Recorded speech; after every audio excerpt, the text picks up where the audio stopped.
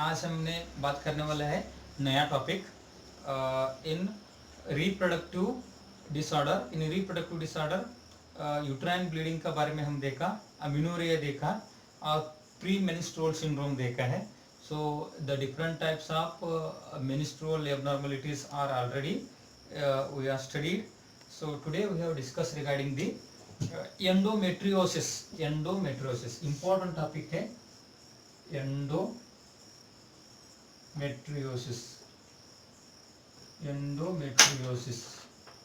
Okay. Endometriosis. ये endometriosis मतलब क्या होता है, इसमें एक्चुअली क्या होता है, मैं सिंपल में बताने के लिए कोशिश करता हूँ. सो एंडोमेट्रियम हम सभी को मालूम है. Endometrium this is one of the endometrium. Okay, endometrium. Endometrium is the this is what inner layer of the uterus. Uterus का इनर लेयर है, inner layer of uterus. Okay, uterus का इनर लेयर में रहता है. So perimetrium, myometrium, endometrium, total 3 layers होता है. 3 layers में endometrium uterus का अंदर रहता है. Okay, so this is the inner layer. ये एंडोमेट्रियम का मेन फंक्शंस क्या होता है? नॉर्मल फिजियोलॉजिकल फंक्शन, फिजियोलॉजी क्या होता है एंडोमेट्रियम. सो एवरी मेनिस्ट्रुएशन में, एवरी मेनिस्ट्रुअल साइकिल में एंडोमेट्रियम क्या होता है, मेनिस्ट्रुअल ब्लीड के साथ शेड अप होता है. मींस मेनिस्ट्रुएशन के साथ निकलते हैं, फिर वो वापस नया एंडोमेट्रियम बनते हैं. सो नया एंडोमेट्रियम बनने के बाद क्या करते हैं, सो फिर से एंडोमेट्रियम नया बनते हैं. उसको मतलब मेनिस्ट्रुअल ब्लड के साथ, मेनिस्ट्रुएशन के साथ एंडोमेट्रियम लेयर निकल जाता है. ओके, मेनिस्ट्रुअल थ्रू बाहर निकल जाता है. उसका मेन एंडोमेट्रियम का वो मेन फंक्शन है. अगर फर्टिलाइजेशन हो गया, अगर स्पर्म में फ्यूजन हो गया यूट्रस में, फर्टिलाइजेशन होने के बाद जो एम्ब्रियो डेवलपमेंट होने चालू होता है. अगर फर्टिलाइजेशन नहीं हुआ, फीमेल प्रेग्नेंट नहीं है, तो मतलब क्या होता है, ओवरी में से ओवम आता है एंडोमेट्रियम लेयर में. सो एंडोमेट्रियल लेयर क्या करते हैं, so after 28 days, so every bleeding phase में एंडोमेट्रियम लेयर के साथ निकल जाता है. सो एंडोमेट्रियम मेन किससे ऊपर काम करते हैं, ओवरी के ऊपर. Means it is the response to the ovarian hormones. normally थोड़ा उसका functions मीन्स नॉर्मली उसका काम क्या करते हैं उसके बारे में समझ में आया तो ये टॉपिक जल्दी से जल्दी समझ में आ जाएगा. Endometriosis. Okay, normally ovarian hormones को रिस्पॉन्स देते हैं. वो ओवरियन हार्मोन्स कहाँ होता है, सबसे पहला एचपीओ एक्सिस हमको मालूम है, हाइपोथैलेमस. ओके, सो हाइपोथैलेमस जब गोनेडोट्रोपिन रिलीजिंग हार्मोन रिलीज करता है, ये एंटीरियर पिट्यूटरी हार्मोन को, एंटीरियर पिट्यूटरी ग्लैंड को स्टिमुलेट करते हैं. Anterior pituitary gland stimulating hormone and luteinizing hormone release करते हैं. ये एफएसएचएन ओवरी में एक्ट करता है. सो ओवरी में एक्ट करने से ovary oestrogen and progesterone release करते हैं. Oestrogen and progesterone hormone. Okay, ये ईस्ट्रोजन प्रोजेस्टेरॉन हार्मोन कहाँ किसको ऊपर एक्ट करते हैं, एंडोमेट्रियम. एंडोमेट्रियम मतलब एंडोमेट्रियम का काम ये ईस्ट्रोजन प्रोजेस्टेरॉन मतलब ओवरी हार्मोन्स को रिस्पांस में रहता है. जब वो ओवरी ओवम रिलीज कर दिया, ओवम ओके, फेलोपियन ट्यूब से ओवम एंडोमेट्रियम में आ गया, फिर एंडोमेट्रियम में अटैच होता है. सो फिर बाद में क्या होता है, एंडोमेट्रियल लेयर के साथ निकल के मेनिस्ट्रुअल ब्लड फ्लो से बाहर जाता है. So means endometrium is response to the okay the ovarian hormones. Ovary hormones को रिस्पॉन्स करते हैं ये. ओके, इस तरीके से ये एंडोमेट्रियम लेयर रहता है यूट्रस में. एंडोमेट्रियोसिस में क्या होता है, मतलब एंडोमेट्रियोसिस में जब ये ओवरियन हार्मोन्स आता है, अगर फर्टिलाइजेशन नहीं हुआ तो एंडोमेट्रियम हर 28 में निकलते रहते हैं. ओके, सो ये एंडोमेट्रियोसिस में कंडीशन क्या होता है, ये एंडोमेट्रियम जो टिश्यू होता है यूट्रस का थर्ड लेयर नीचे, वो एंडोमेट्रियल टिश्यू सिर्फ यूट्रस के अलावा बॉडी का अलग अलग पार्ट्स में एंडोमेट्रियम लेयर सिचुएटेड होता है. ओके, नॉर्मली एंडोमेट्रियल टिश्यू कहाँ होता है, यूट्रस में रहने का. ओके, सो नॉर्मली यूट्रस में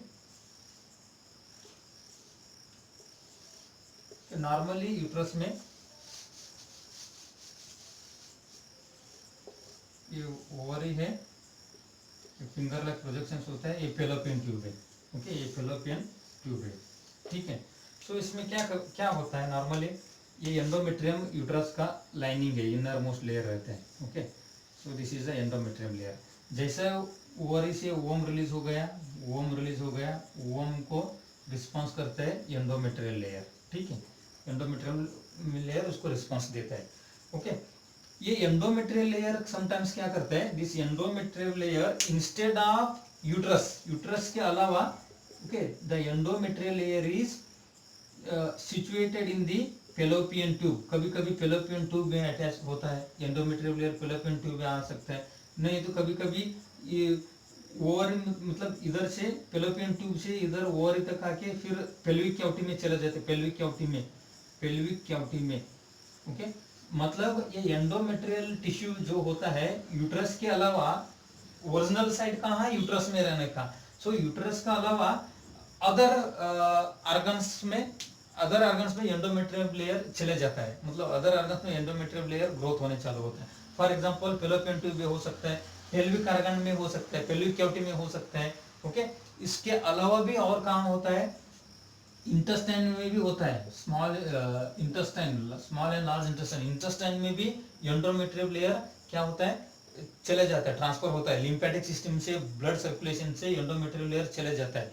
ओके, कभी कभी लंग्स में भी चले जाता है, लंग्स में भी एंडोमेट्रियल लेयर क्या करता है, ग्रोथ होता है। कभी कभी स्प्लीन में भी होता है, स्प्लीन।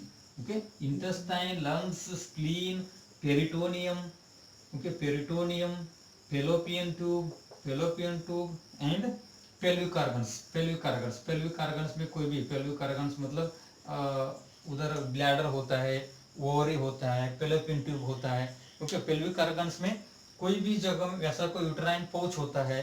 सो बहुत सारा पार्ट होता है, सर्विक्स एंड यूट्रस का बीच का पार्ट में भी फिर स्मूथ लेयर होता है। So intestine, lungs, spleen, peritoneum, fallopian tube, pelvic organs, ये ऑर्गन्स में भी एंडोमेट्रियल टिश्यू क्या होता है, सिचुएटेड होता है। सो सिचुएटेड होने से क्या करता है, ये अभी ओवरी से एस्ट्रोजन प्रोजेस्टेरोन हार्मोन्स आता है। जब ये ओवम रिलीज होता है, मेनिस्ट्रुअल साइकिल होता है, एमसी होता है, मेनिस्ट्रुअल साइकिल होता है, तब एंडोमेट्रियल लेयर क्या होता है, नॉर्मली यूट्रस से निकल जाता है।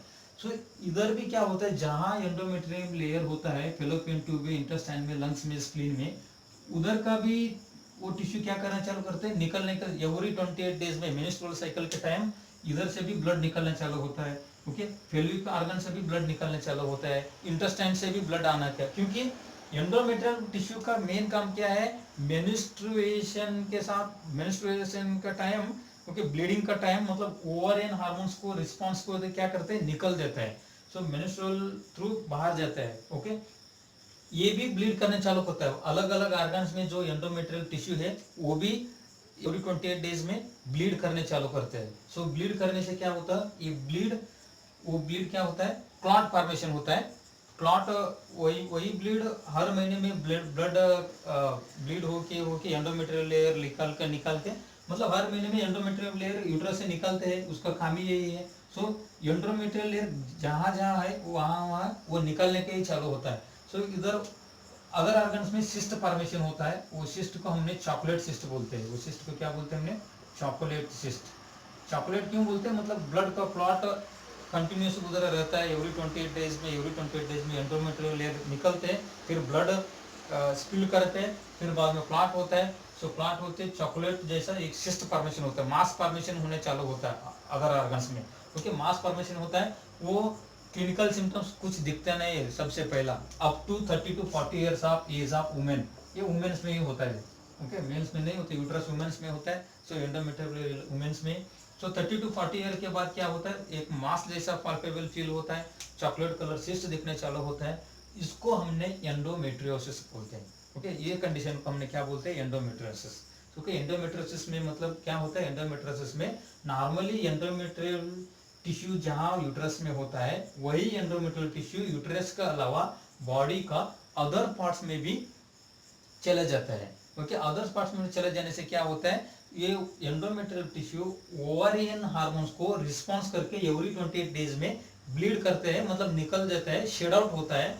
So simultaneously the other tissue, other organs, endometrial tissues are also shed up, means that start to bleed. So that bleed causes the collection of blood in the other parts of the organs. So that is called as chocolate cyst. The in every monthly the formation of chocolate cyst that causes the masses, then rupture. Okay, बहुत बड़ा chocolate cyst हो गए तो rupture होता है, organs जहां वो organs को रप्चर करते हैं, क्लॉट मूवेबल होता है, फिर क्या करते हैं, अडेजन करते हैं, ऑब्स्ट्रक्शन करते हैं अदर ऑर्गन्स को, अगर लंग्स में स्प्लीन में हो तो ऑब्स्ट्रक्शन, अडेजन्स, ये सब दिक्कत होने चालू होता है. ओके, ये कंडीशन को हमने एंडोमेट्रियोसिस बोलते हैं. Okay, this is what endometriosis. In normally simply मैं एंडोमेट्रियोसिस के बारे में बोला तो ये एंडोमेट्रियोसिस कंडीशन ये होता है. So endometriosis other than uterus other body organs में भी होता है. सो इसलिए एवरी 28 डेज में ओवरियन हार्मोन्स को रिस्पॉन्स करके ब्लीड करने चालू करता है, वो कंडीशन को हमने एंडोमेट्रियोसिस बोलते हैं. Okay, that condition is called as endometriosis. Endometriosis. Okay, अभी हम डेफिनेशन देखेंगे. Endometriosis is the presence of normal endometrial tissue insides. Okay, presence of normal endometrial tissue, presence of normal endometrial tissue, presence of normal endometrial tissue. Okay, presence of normal endometrial tissue in sides. Okay, in sides outside the, okay, outside the endometrial cavity, outside the insides, outside the endometrial cavity, endometrial cavity. okay, मतलब endometrial cavity मतलब uterus में जो endometrial cavity होता है वो cavity से अलावा दूसरा साइड्स में आता है. okay, it is the presence of normal endometrial tissue, presence of normal endometrial tissue in sides, ये साइड में प्रेजेंट होता है, in sides outside the endometrial cavity के अलावा दूसरा साइड में नॉर्मल एंडोमेट्रियल टिश्यू जो प्रेजेंट होता है उसको हमने एंडोमेट्रियोसिस बोलते हैं. Okay, so the most frequent sites are the, कौन सा साइट्स में most frequent, the most frequent sites are commonly कहाँ frequent sites are fallopian tube and ovary or near the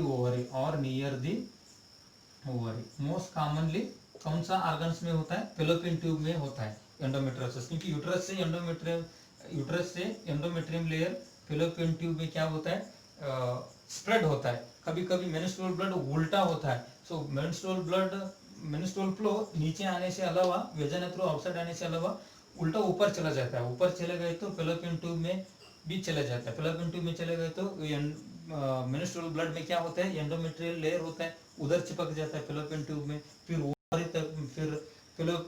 फेलोइक organs में स्टिक होता है.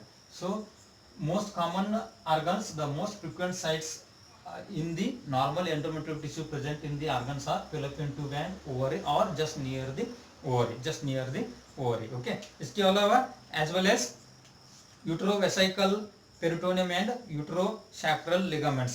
Okay, uterovesical ligaments. Yes, uterovesical ligaments.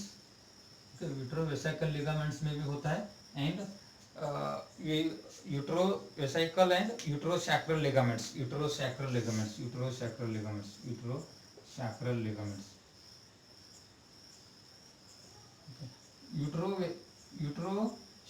मतलब sacrum is a part of the female pelvis का sacral part है.